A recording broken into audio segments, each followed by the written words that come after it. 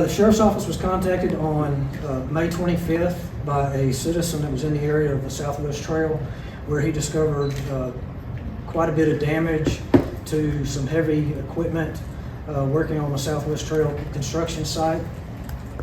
He notified the Sheriff's Office. The deputy responded, began taking a report, and reached out to the owner of the construction equipment, who later got in contact with the deputy and identified the equipment.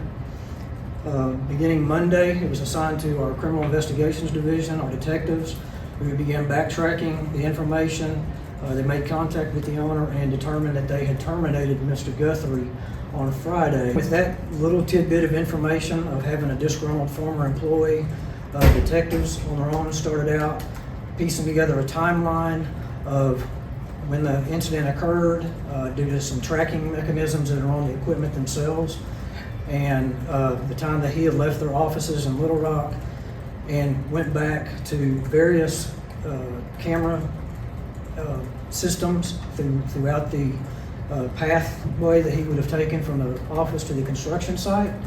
And just through hard work, a lot of footwork and knocking on doors, was able to piece together a timeline that placed Mr. Guthrie back at the construction site after it had been shut down for the day.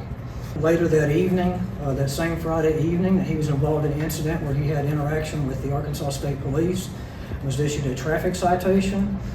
That timeline also matches up with what would have been the time after the damage was done at the construction site, en route to him going back to Cabot. A month ago, we stood on the grounds that we talk about today as a community gathered together for a very monumental day, one that we've been waiting on, and that was the groundbreaking of the Southwest Trail, a 65-mile trail that our community is proud of, takes ownership in, and engages in.